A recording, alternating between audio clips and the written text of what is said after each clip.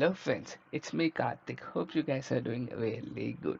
So, in this playlist, we are going to see how we can connect to Azure Storage Queue, how we can create the queue, and how we can connect, how we can send the message, receive the messages, and send, receive asynchronously with the help of the listeners. Okay, those sort of concepts we are going to see as part of this playlist. I'm hoping around 5 videos in this playlist. First, let's see how we can create a queue storage in Azure portal. So for that, let's log into this portal.azure.com. There you have the storage accounts, right? Click on accounts, click on create. Then you need to mention the name of the storage account you wanted to create. Okay, so here storage account name, let's say like all smalls you need to use. Okay, q q2. If I take now, you could see, I think it is coming properly only, right? Yeah. Okay, q2. Then you keep them as it is, click on next, then allow enable access. Okay, all of them you keep like this. Okay, then Microsoft routing, internet routing. Okay, enable all these. There is a one field I wanted to show, basically enable versioning blobs, enable change blobs. Just click on next. Okay, see here, enable support for custom managed keys, blobs and files only, all service types like blob, files, tables and queues. Let's select this. Okay, then click on next. Tags, keep it like this. Click on review and create.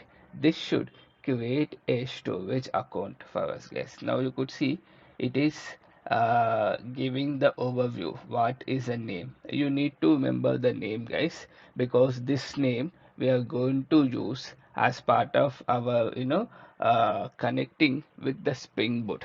That also we are going to see slowly. Okay, now once you give all the details, now you could see it is the status will changes slowly. Now Q2 is accepted by the Azure portal, and in the background the deployment is in progress. Now you could see deployment is completed.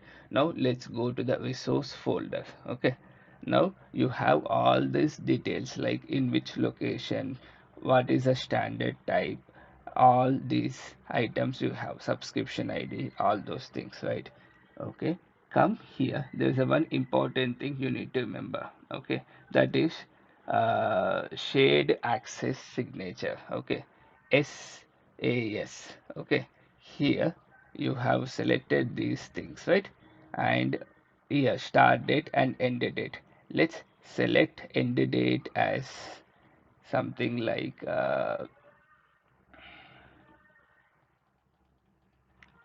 let me keep this till December 31st.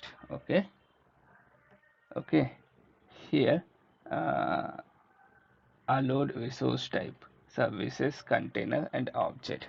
Now you could see after this generate SAS and connection string.